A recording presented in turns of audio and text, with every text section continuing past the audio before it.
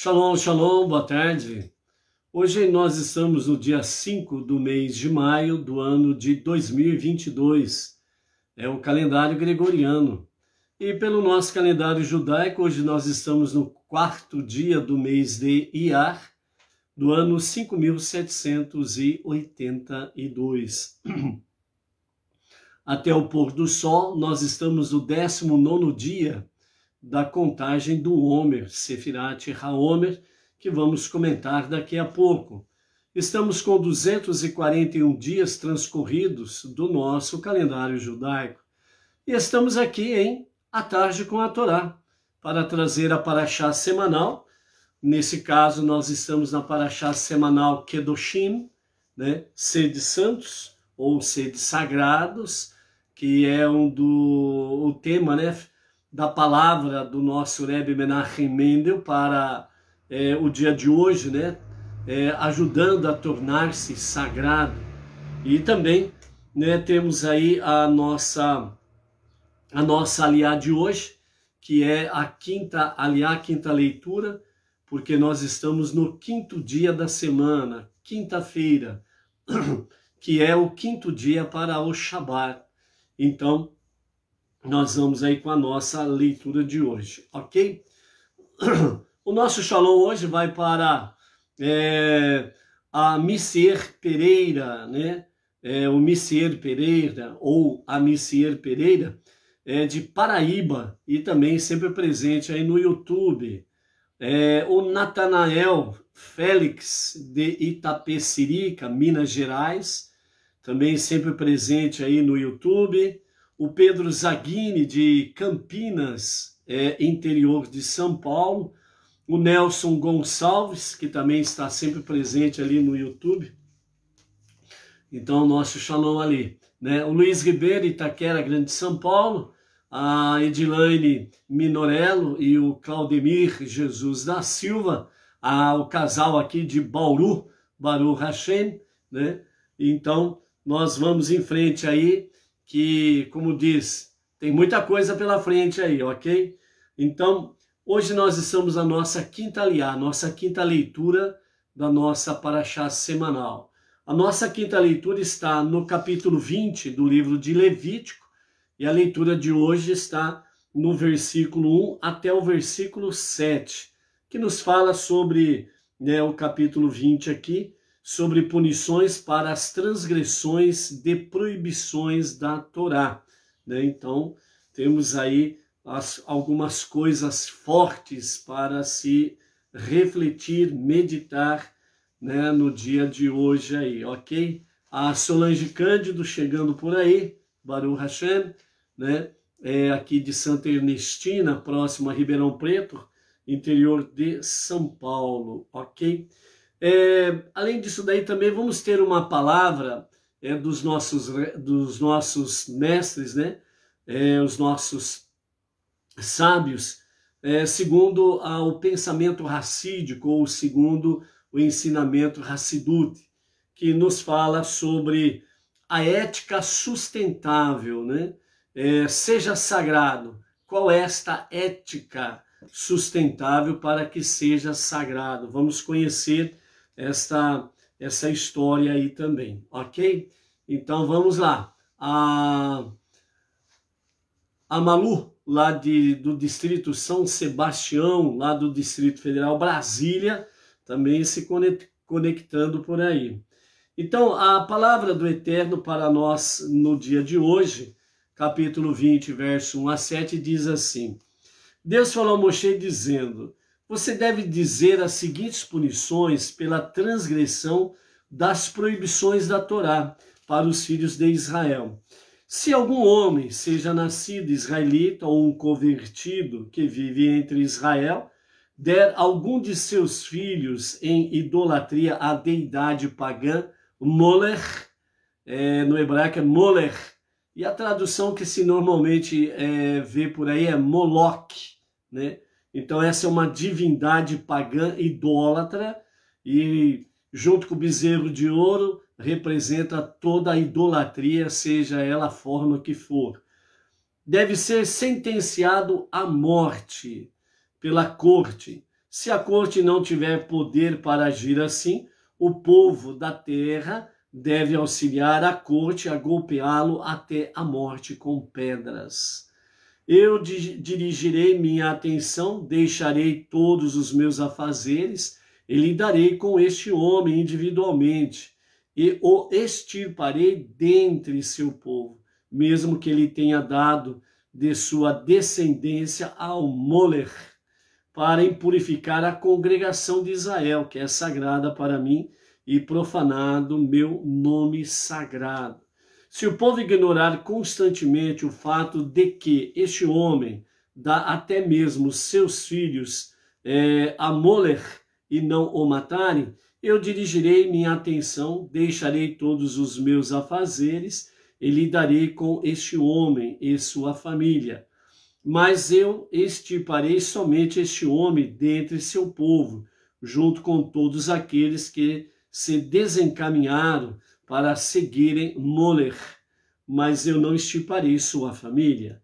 Se uma pessoa se voltar para médiums e oráculos, como Ov e Idoni, e passar a seguir seus caminhos, eu dirigirei minha atenção, deixarei todos os meus afazeres e lidarei com ela, e a extirparei de seu povo. E o verso 7, encerrando esta quinta aliá, diz assim: santifiquem-se, afastando-se da idolatria, e sejam sagrados, pois eu sou Deus, seu Deus. Ponto. Para a nossa quinta aliá. E aí? Forte, né? Pesado. A punição é a pena capital, a morte, para aqueles que se entregam, que entregam seus filhos para passarem pelo fogo, a idolatria, a deidade pagã Moler, e aqueles que também se entregam, né, à idolatria, aqueles que se entregam a se voltar para médiuns e oráculos como Ov e Idoni, né? Ov é aqueles que consultam os mortos, e Idoni são aqueles que colocam um osso na boca, né? Colocam um osso dentro da boca, seja ele de animal ou mesmo de humano, seja o que for aí, coloca um pedaço de osso na boca e chama, entre aspas, o oráculo do ocultismo para falar, né, com as pessoas. Ou seja, são realmente a questão de ocultismo aqui que se fala nesse sentido, né? E dentro desse sentido, consultar mortos ou colocar um osso na boca e fazer como uma previsão, uma manifestação nesse sentido aqui, seja ela qual for a forma usada, ela é maligna, ela não tem a presença divina, não vem de Deus, é uma coisa maligna. E dentro desse aspecto aqui está a questão da consulta aos horóscopos, né? Tem muita gente aí que não sai de casa sem consultar o horóscopo. Isso daí é uma forma oculta de consultas que não está em Deus, ok? Então tem que ter muito cuidado com essas coisas aí. Às vezes, né, alguém entre aspas, né, numa forma de brincadeira ou só de curiosidade, deixa eu dar uma olhadinha aí no signo, que o que o meu signo fala para o dia de hoje. Você estará consultando, fazendo uma consulta oculta, está conectado com ocultismo, e isso leva à feitiçaria, à idolatria e por aí afora vai, né? E não tem a aprovação divina, né? A pena, nós vemos aqui, ela é capital, mas o próprio povo israelita, a quem foi dado 100% a aplicabilidade destas leis, né? Eles mesmos não levaram ninguém para ser apedrejado, condenado, etc. e tal. Por isso, o povo sempre pagava junto, né? Padecia junto, justamente por causa entre aspas, né, a tolerância para o mal. Entre elas, nós temos aí a questão da deidade pagã Moler, ou Moloch, né? Então, Moler, ou Moloch, é aquela questão em que os pais entregavam, né, os seus filhos a essa deidade, que ela era totalmente de cobre, né? Que nem uma lareira que algumas casas têm na sala, né? Só que nos pés desta deidade pagã era onde estava, entre aspas, a lareira, ou seja, era onde era alimentado o fogo. E como o ídolo Moler, ele era totalmente de bronze, em alguns casos de ferro, então automaticamente todo o calor colocado ali através do fogo, colocado nos pés, no interior da deidade pagã, do ídolo, então aquele calor do fogo, ele repercutia por todo o ídolo. Então os pais chegavam e colocavam os seus filhos, né, ali recém-nascidos, os seus primogênitos principalmente, né, e eles levavam ali vivos e colocavam, essa deidade pagã tinha as suas duas mãos estendidas para a frente, numa ação com as suas palmas para cima, para receber, né, o sacrifício humano, ok? O sacrifício humano. Então, eles pegavam os seus filhos e colocavam vivos nas mãos daquela deidade pagã e aquela criança simplesmente morria ali, né, assada, né, queimada viva, né? Então, eram sacrifícios humanos. Todo e qualquer sacrifício humano é condenado por Deus. E todo sacrifício humano, a sua pena capital é a morte. Todos aqueles que sacrificam seres humanos, a sua punição é a morte. Ponto. Deus não aceita sacrifício humano. Ele nunca pediu sacrifício humano. Então, portanto, qualquer segmento religioso que defende o sacrifício humano para prosperidade, para produtividade agrícola, para salvação desse ou daquele, seja do que e de quem for, sacrifício humano é condenado por Deus. Deus nunca pediu sacrifício humano, Deus nunca aprovou sacrifício humano, pelo contrário, todo sacrifício humano está conectado com a idolatria ao Deus Moler, ou Moloch, sem exceção. Não existe em lugar nenhum das escrituras sagradas em que o mundo gentil chama de Antigo Testamento.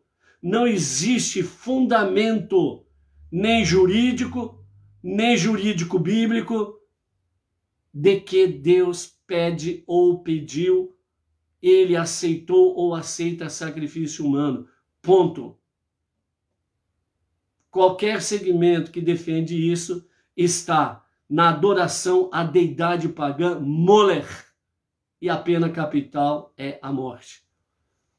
Obviamente, nós temos um tribunal celeste, onde o tribunal celeste ele recebe a acusação daqueles que cometem tamanhas e bárbaras iniquidades.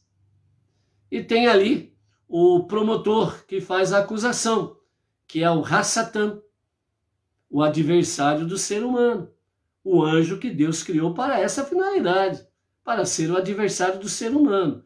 Deus não tem adversário. Por que que Deus não tem adversário? Porque não existe nenhuma deidade que possa ser comparado a ele. Não existe nada e ninguém que possa ser comparado a Deus. Portanto, ele não tem adversário. Quem tem adversário é o ser humano. Por isso Deus criou o bem e o mal. Deus criou o anjo que leva o nome Satã, que significa o acusador ou adversário. Acusador do ser humano, adversário do ser humano. E é ele que leva ao tribunal celeste as acusações contra os seres humanos. Simples assim, entendeu? Então, por isso, punições para as transgressões e proibições da Torá. Deus não aceita que isso seja uma realidade, porque a verdade, ela pode ser encoberta por um tempo, mas depois a verdade não tem mais como se esconder. E esta é uma delas que esteve escondida por muito tempo, em que Deus aceita ou aceitava sacrifícios humanos.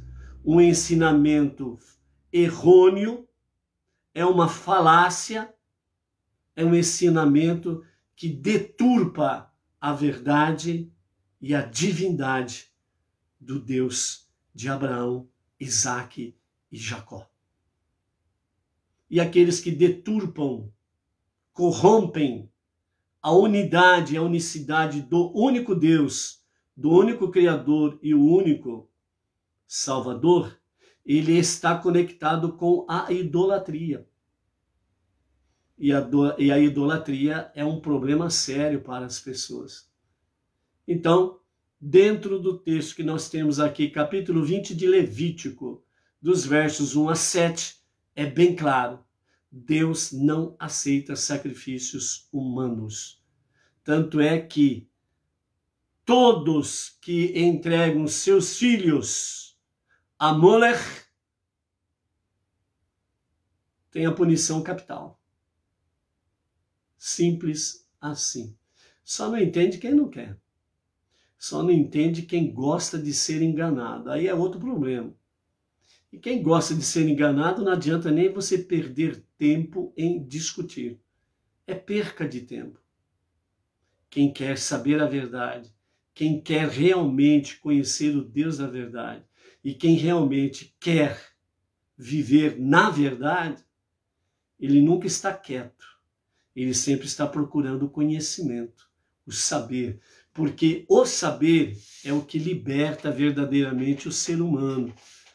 E nós não temos outro fundamento de verdade a não ser realmente as Sagradas Escrituras, que é o princípio ético, espiritual, moral, espiritual, em todos os seus níveis.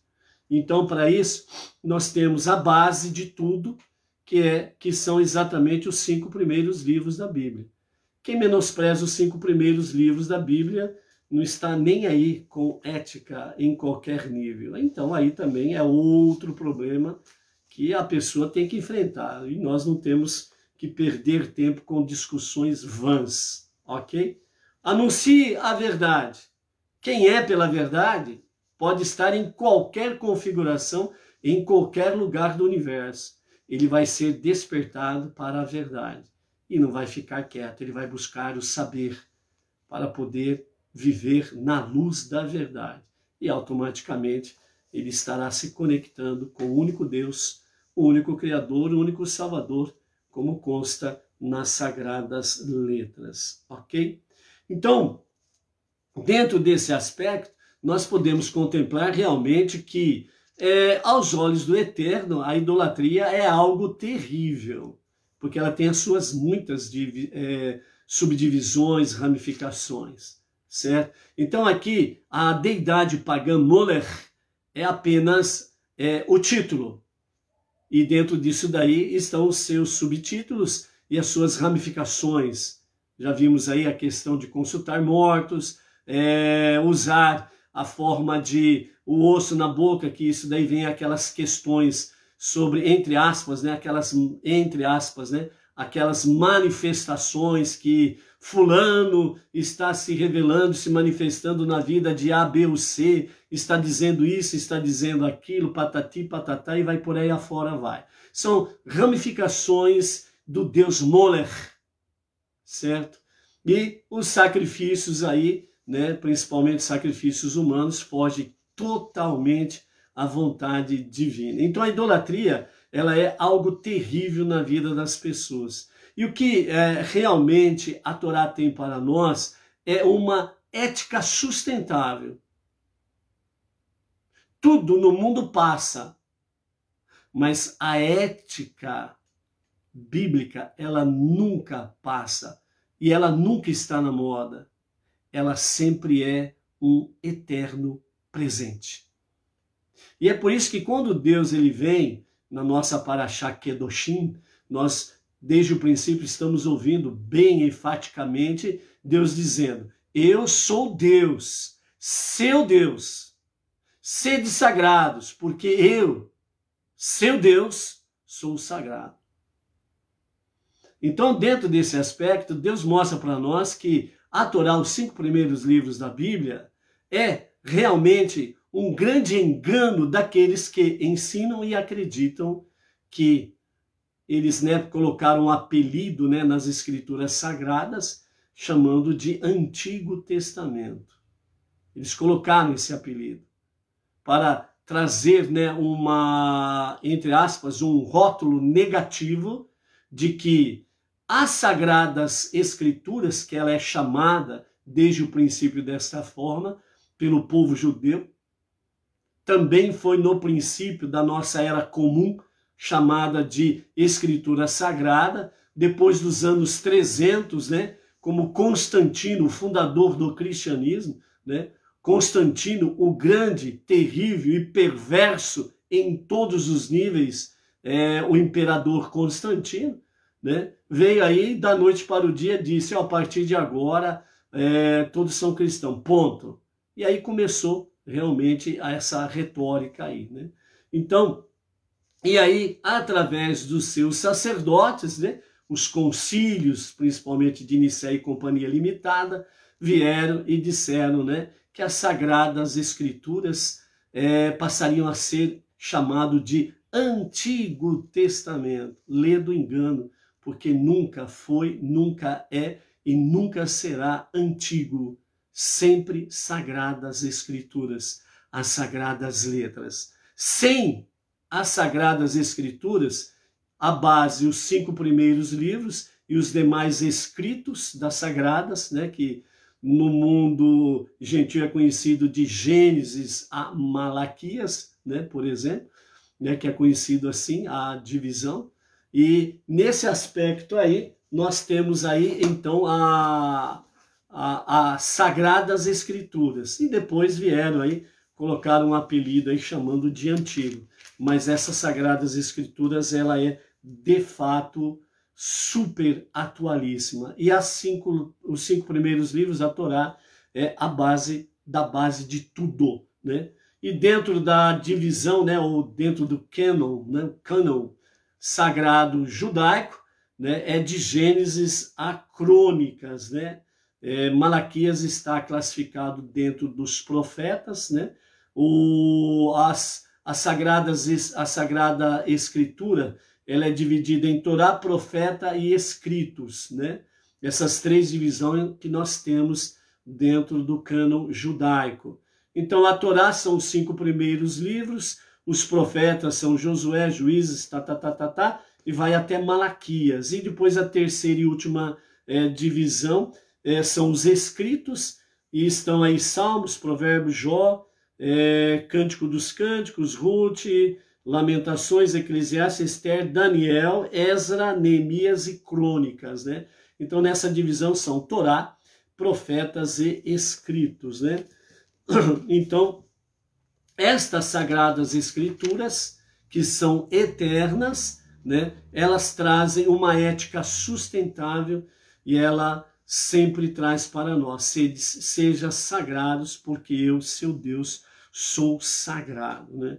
Então, algumas perguntas sobre essa questão, fala-se: por que o judaísmo faz um pecado capital exigindo a erradicação total da idolatria em cada canto do mundo? Desde que não prejudique ninguém, o que há de tão terrível nisso?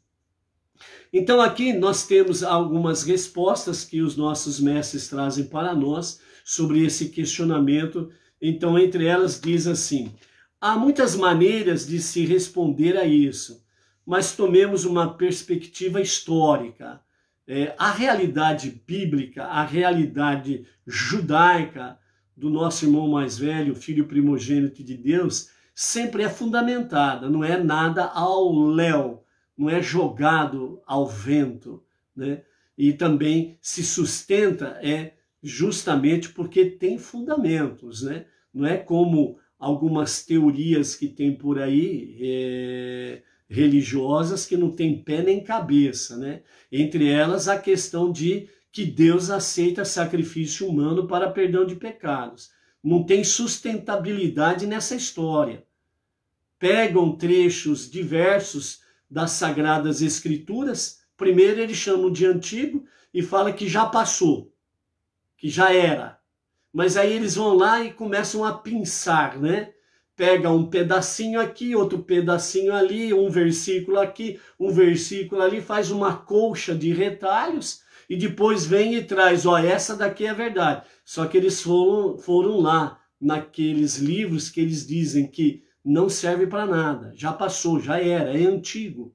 Tem um novo que substitui o antigo. Mas por que busca lá uma tentativa de colocar um fundamento onde não tem como colocar fundamento? Você pega, por exemplo, aí, né, a famosa genealogia que se encontra no livro Novo. Na genealogia, você vai pegar lá e você vai ver que não existe, dentro da genealogia, tem 9 gerações que não existem dentro das Escrituras Sagradas.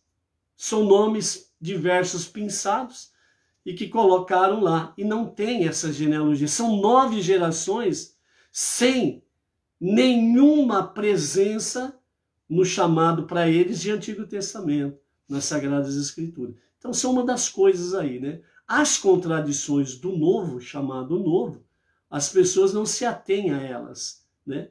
E uma delas, fundamentalmente, é essa. Deus nunca pediu sacrifício humano para salvar ninguém. Ninguém. Nunca pediu isso.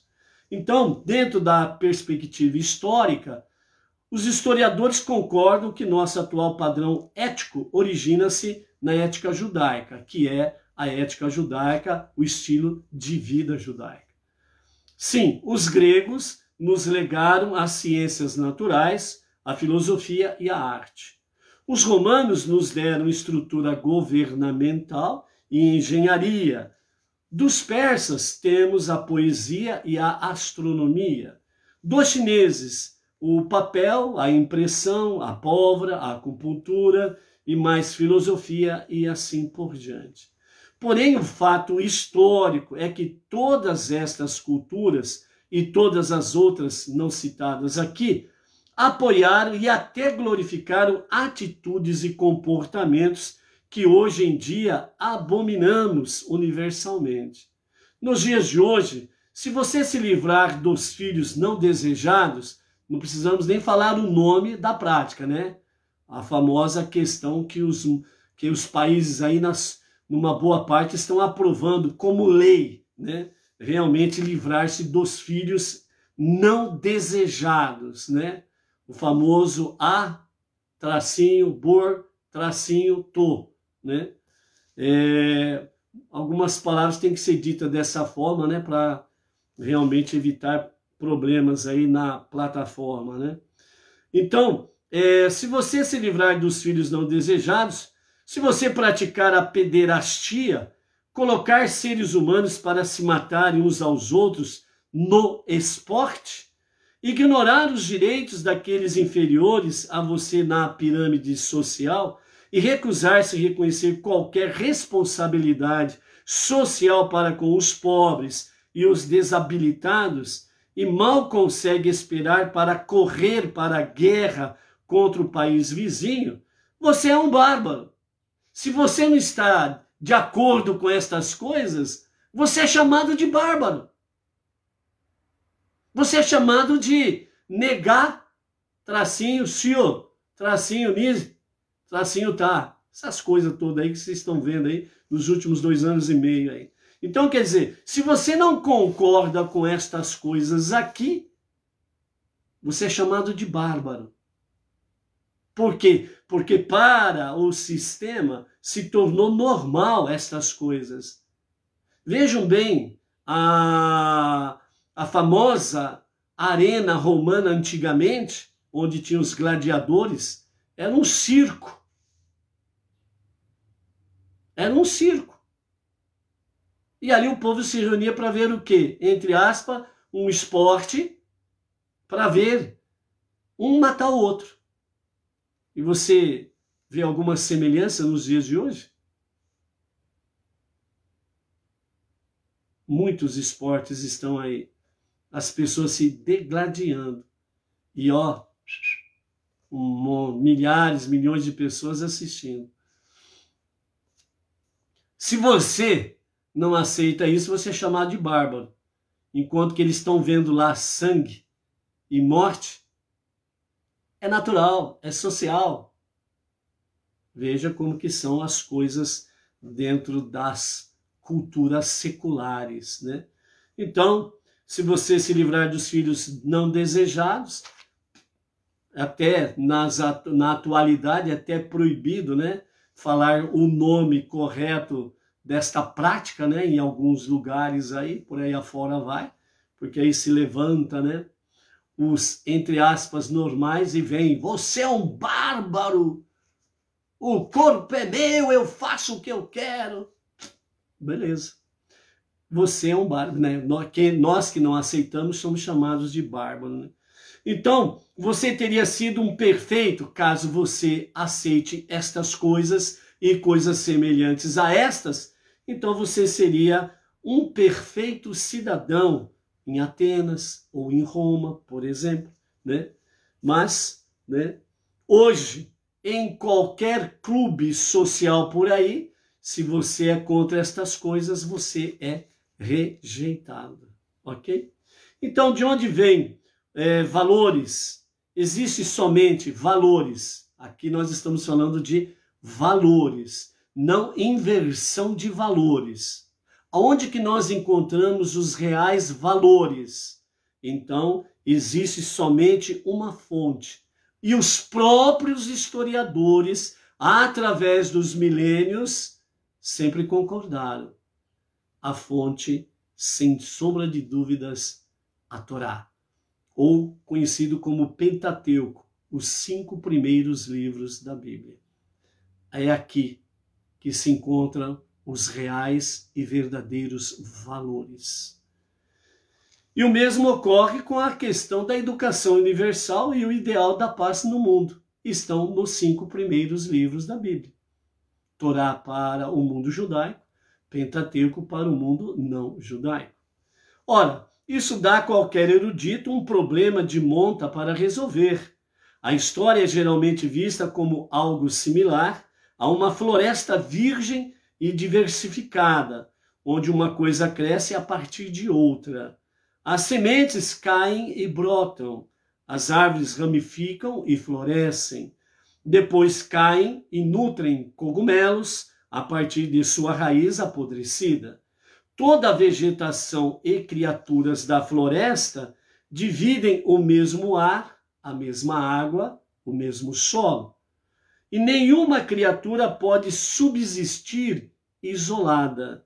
Assim também, uma civilização se ergue do barro, ramifica-se e cai para tornar-se o solo nutriente para a próxima geração. As ideias se transformam numa perpétua metamorfose ao passarem pelos filtros das variadas culturas. Tudo o que é já foi e terminará por passar. Vejam bem que o fundamento que os próprios historiadores defenderam sempre foram de valores, reais valores, verdadeiros valores. Sempre foi o Pentateuco ou a Torá. Então, tudo que é já foi e terminará por passar, exceto uma coisa: o povo judeu. Tudo vai se transformando, ou de forma positiva ou negativa, geralmente negativa, mas o povo judeu não. Quando nós tivemos aquele famoso tal de o bug do milênio, né? Quando foi a passagem do milênio aí para o século XX, para o século XXI, aquelas coisas todas, né? Vai acontecer isso, vai acontecer aquilo. Os fanáticos, por exemplo, e os profetas da fome falaram, é o fim do mundo, é não sei o que, é não sei o que lá, e patati patatá, né? E entre essas coisas vai, né? Um grande jornal de circulação nos Estados Unidos, lá, teve lá uma reportagem sobre essas questões, né? A virada do milênio, o que vai, o que não vai, o que vai acontecer até o ano 2100, né? Terá guerras, não terá, haverá terceira guerra mundial, guerra nuclear, o povo vai passar fome, o que vai acontecer? Então, entre outras respostas, teve uma resposta que disse assim, eu não sei exatamente o que vai acontecer daqui 100 anos, no ano 2100. Uma coisa eu sei, que as mulheres judias continuarão acendendo as luzes de Shabat. O que significa isso? Significa que toda sexta-feira, um pouquinho antes do pôr do sol, em torno de 20 minutos antes do pôr do sol, as mulheres judias, no mundo inteiro, nos seus lares, acendem as 2 luzes de Shabat. O dia sagrado, o 7º dia, o dia sagrado do Shabat. Então, quem deu essa resposta estava dizendo para o editor lá desse grande jornal e para as pessoas que lessem. Pode acontecer tantas e tantas transformações, sejam elas positivas ou não. Mas uma coisa é certa, o que não vai mudar é que daqui 100 anos as mulheres judias continuarão acendendo as 2 luzes do Shabat, sejam através de velas ou através de pavios. Continuarão acendendo como sempre desde então, ou seja, há mais de milhares de anos, como vem fazendo isto. Elas continuarão fazendo. Então, dentro desse aspecto está exatamente essa realidade que os historiadores têm certeza que tudo o que já foi e terminará por passar, exceto os judeus, que continuam dentro de uma ética sustentável, dentro dos verdadeiros valores fundamentais que permanecem para sempre. Totalmente fora de contexto, com uma ética que fez cada nação chamá-lo de louco e absurdo, o povo judeu. Totalmente radical, sempre fora do compasso. Ramã, nos dias de Mordecai e Esther, foi um dos grandes inimigos do povo judeu, que queria exterminar o povo judeu. E ele disse para o rei Assuero, dizendo ali que o rei Assuero, ele era o rei da Pérsia e tinha 127 províncias que estavam sob o seu domínio. E Ramã era o seu primeiro-ministro, e ele queria destruir o povo judeu. E ele alegou para o rei que, tem no meio de nós um povo diferente, tem as suas próprias leis, e não se rende às leis do rei. E qual era a lei que Ramã se referia? Era a questão que o povo judeu não se dobrava diante da idolatria e nem diante dele. Não se prostrava diante dos ídolos da Pérsia e nem diante do primeiro-ministro, que era uma ordem do rei, que o povo se dobrasse diante dele. E o povo não se dobrava diante dele, principalmente Mordecai. Certo? Então, exatamente isso que os historiadores falaram e falam através dos milênios, né? Então, definitivamente, não é parte desta floresta, que segue o quê? Que segue as suas transformações, que podemos chamar de deformações. Nós lemos ali alguns exemplos, né? Entre eles, o desfazer-se, né, do filho não desejado, ok? Né? Então, exatamente dentro desse contexto aí, né, o povo judeu não se dobrou diante destas questões, a idolatria e as perversidades das deformações que chamam de transformações através do tempo. Então essa floresta, né, que vai fazendo toda essa pantomime aí, através do tempo, que são as nações, com as suas perversidades, né, melhor dizendo, não se dobram diante disto, né? Não é ética. Faz-se necessário, então, alguma explicação sobre isso. Antes de mais nada, de onde eles tiraram essas ideias estranhas? E dizer-me que o Todo-Poderoso os tirou da escravidão e ditou tudo para eles, não funciona. Algumas pessoas assim respondem. Isso daí é tudo conversa mole, para falar da religião judaica, por exemplo, né? É verdade, mas não basta. Só isso daí não basta. Porque os seres humanos somente podem ouvir aquilo que já sabem.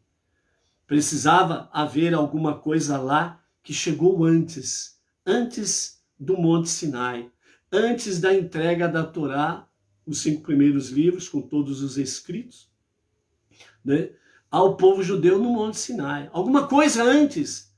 Então tem que ter um fundamento antes. Então a resposta clássica é que, certa vez, houve um homem chamado Avraham, popularmente conhecido como Abraão, vindo de Ur, da Caldeia, a base original da civilização, e ele surgiu com um padrão diferente, o padrão da toda a Caldeia, idolatria, e etc, e etc. Então ele surgiu com um padrão diferente, através de seu próprio gênio independente. É claro que ser engenhoso, bravo e dissidente não bastava. Sua missão exigia também a tenacidade e a convicção para despertar uma geração que daria continuidade à sua ideia. Nadando o rio acima, contra a correnteza, em situação de inferioridade, estava sozinho, perante toda aquela sociedade dominante, idólatra e companhia limitada. E então, por muitas eras, esta ética provou ser a espinha dorsal mais eficaz de uma sociedade sustentável. O pai de Abraão, ele era aquele que ia à floresta, cortava lenha, cortava árvore, melhor dizendo, e da árvore que ele cortava, ele levava para casa, uma parte do tronco ele tirava para fazer o fogo, né? Para aquecer a casa, comida, etc. e tal, e uma outra parte do tronco ele fazia ídolos e vendia como divindades. E uma certa feita, o pai de Abraão falou para ele, ó, cuida aqui da minha loja. Tá bom. Aí ele foi e saiu. Quando ele voltou, estava lá todos os ídolos quebrados e tinha um grande ídolo, que era o maior de todos, estava com a cara no chão e perto dele tinha um machado. Então o pai de Abraão disse para ele, o que você fez? E Abraão disse, eu não fiz nada. Como não? Todos os ídolos estão destruídos? Ele falou, eu não fiz nada, quem fez foi aquele lá que está com o machado perto dele. Aí o pai dele disse, é impossível. Por que é impossível, pai? Porque eles não podem fazer nada. Eles não têm vida. Ah, então quer dizer que eles não podem fazer nada? E por que o senhor vende esses pedaços de madeira como se fossem deuses, que podem tudo? Se o senhor tem certeza que eles não podem fazer nada, se o senhor tem certeza que aquele ídolo maior que está com o machado do lado dele, não foi ele que destruiu os outros, porque o senhor tem certeza que os ídolos não podem fazer nada, e por que o senhor vende eles como um Deus? Entendeu a história que está registrada no Talmud? Essa é a questão. Abraão, ele veio ímpar nesta visão, nesta ideia, e ele estava sozinho. Mas o seu ato perdura até os dias de hoje. A sua visão é atualíssima e permanece a eternidade afora. Por quê? Porque ele olhou para o céu e teve a certeza que não eram os ídolos que fizeram alguma coisa. Ele tinha certeza que há um Deus e que foi o que fez tudo, que criou todas as coisas. E isso repercute até os dias de hoje. Então, se você realmente ama a Deus como aquele que está realmente o único Deus, o único Criador e o único Salvador, e só Ele é que pode todas as coisas, então procure conhecê-lo mais. Vá para as Sagradas Letras e você conhecerá Deus verdadeiramente. E verdadeiramente você estará servindo a Deus. Então, essa espinha dorsal, eficaz, persevera até os dias de hoje e por toda a eternidade. Na verdade, a versão apoiada pelo Talmud e descrita em detalhes por Rambam Maimônides é muito mais ainda crível. Ele diz: a ética que Avraham apresentou ao mundo já existia desde o início. A humanidade sabia que cada pessoa era feita à divina imagem, que a vida tinha um propósito, que o mundo era a obra de uma entidade celestial que desejava que dele cuidássemos e que nos julgava segundo nossos méritos. Mesmo no tempo de Abraão, indivíduos isolados resistiam e pregavam isso a seus discípulos, como uma tradição desde Adão, o primeiro homem, e também desde os dias de Metushelah, conhecido como Matusalém, e também desde os dias de Noé. Mas estamos falando de seres humanos, exatamente por causa da centelha divina dentro de cada um. O humano é também a criatura selvagem e louca, que busca a abordagem devida mais bizarra, capaz e pronto a fazer qualquer coisa. Assim, a sociedade humana, em geral, abandonou o padrão original de Adão por aquilo que a faz sentir-se bem, entre aspas. É aquele famoso ditado que a pessoa diz assim: o importante é eu ser feliz, o importante é eu fazer o que eu quero e que eu me sinta bem. Esta é, entre aspas, né, o tema das pessoas que fogem ao padrão divino, porque não querem se submeter a uma autoridade superior a ela. A sua rebeldia leva à feitiçaria com as suas perversas ramificações. Então a lei tornou-se nada mais que uma forma de um rei governar o seu povo. A ética passou a ser nada mais que o costume que fosse mais confortável para a maioria das pessoas. Então a ética perdeu seu valor. O que é importante? O que eu faço do meu corpo é problema meu. O importante é fazer o que eu quero. O importante é eu ser feliz ao fazer o que eu quero. E por aí afora vai. Ou seja, foge totalmente ao padrão ético bíblico da vontade divina, né?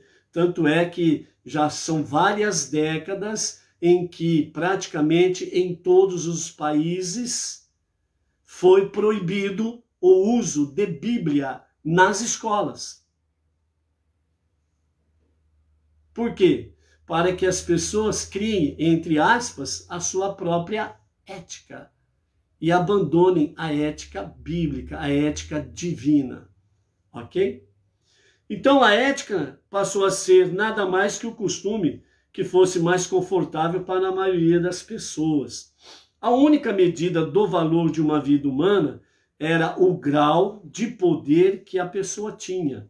E o mundo natural era visto como um local sem valor, não valendo a pena investir em nada, além daquilo que produzisse alimentos e poder sobre os outros. Então, o mundo, né, que Deus criou e colocou o ser humano aqui para poder administrar e transformar o mundo para ser uma moradia, a casa de Deus, então isso daí perdeu o valor. Então, cada grupo, cada país, cada liderança estão criando, entre aspas, as suas éticas e abandonaram a ética divina. Abraão não precisou começar com a humanidade a partir do zero. Ele tinha apenas que resgatar aquela ética original. Mas ele também redescobriu, e ele o fez por si mesmo, a base que tornou aquela ética sustentável, que é exatamente o monoteísmo. Esta é a base da ética sustentável, o monoteísmo, a crença no único Deus, no único Criador, no único Salvador. Mais especificamente, a providência monoteísta. Para simplificar, todo adulto e criança deve saber que há um único Criador de todas as coisas, que se importa com aquilo que você está fazendo com o mundo que ele criou. Por isso nós, Berenor, entre as nações, temos uma tarefa muito importante para realizarmos nesta última geração. O monoteísmo com fundamento judaico e orientação rabínica, levando as nações à unidade e à unicidade do único Deus, aquele que é um e único, indivisível e incorpóreo, aquele que não nasceu e nem morreu, ele é o que ele é, Deus. Ele não é dois e muito menos três, ele é um e único. Ele é indivisível, por isso que ele não é nem dois, nem três e para aí afora vai. Ele é incorpóreo. Deus ele não se materializa em forma humana em hipótese nenhuma. Não há como o fazer, porque ele é En Sof. Ele é o infinito. Nós temos apenas, através da Sefirot, os filtros da emanação de Deus para este mundo na configuração atual, que é a Shekhinah, a presença divina, numa forma em que nós, o universo, podemos suportar. Então, por isso, amados, a nossa tarefa é importantíssima entre as nações. Assim como Abraão, o pai das nações, o pai das multidões, o pai dos povos, ele não começou do zero, simplesmente ele precisou resgatar a ética original, o monoteísmo, o verdadeiro monoteísmo com fundamento judaico e orientação rabínica. Nós precisamos espalhar isto. É a última hora em que nós estamos vivenciando, é a última geração, para que isso seja expandido o mais rápido possível. Por isso, seja a luz no meio da escuridão e faça a escuridão brilhar junto contigo, levando a presença da santidade de Deus, a luz divina, a consciência divina, a ética original, o verdadeiro monoteísmo com fundamento judaico. Então, aqui está. E realmente sobre essa questão, sejas sagrado, porque eu, seu Deus, sou sagrado. É o nosso compromisso que nós precisamos ter com a ética sustentável, a ética original, o verdadeiro monoteísmo. Boa prática. E Sefirat Haomer, a nossa contagem do Homer, hoje até o pôr do sol estamos no 19º dia. Hoje é o dia 19, ou seja, 2 semanas e 5 dias do Homer. Hoje nós estamos em Hod Shebitiferet, ou seja, humildade na compaixão. Então os nossos sábios dizem, se a compaixão não deve ser condescendente e pretensiosa, tem de incluir então humildade. Hod, ou seja, humildade, é reconhecer que minha habilidade de ser compassivo e doador não me faz melhor do que aquele que recebe. É a apreciação e o reconhecimento de que, ao criar alguém que necessita de compaixão, Deus me presenteou com a capacidade de ser compassivo. É um presente que Deus te dá. Então, não há lugar para arrogância na compaixão, mas sim humildade na compaixão. Então, as perguntinhas, para deixar-nos de cabelos retos. Sinto-me superior por ser compassivo? Eu olho por cima, aquele olhar por cima, prepotente, arrogante, para aqueles que necessitam de minha compaixão? Sou humilde e grato a Deus por me dar a habilidade de sentir compaixão pelos outros? Ou seja, eu dou realmente a honra a Deus que me capacita com a compaixão? Ou eu simplesmente falo, não, eu sou bom, eu tenho compaixão, eu sou legal, Ninguém faz como eu faço. É assim que agimos? Então, exercício para o dia. Expresse compaixão de forma anônima, sem visar reconhecimento pessoal. Ok? Bom exercício. E a nossa palavra final, nosso Rebbe Menachem Mendel, que nos fala sobre ajudar a tornar-se sagrado. Então, os sábios talmúdicos, do Talmud, nos asseguram de que, quando nos santificamos, ainda que seja em pequena medida, Deus nos ajuda a fazê-lo em grandes proporções. Ou seja, nós não podemos desprestigiar a nós mesmos e nem o mínimo que nós fazemos para a glória de Deus, não podemos menosprezar e nem achar que Deus não está dando valor ou atenção àquilo que nós fazemos, por menor que seja. Você precisa realmente ter convicção de que um menor ou um pequeno mandamento que você cumpre, que você acha que é pequeno, mas você tem que ter convicção que Deus valoriza isso que você faz. Isso que é importante.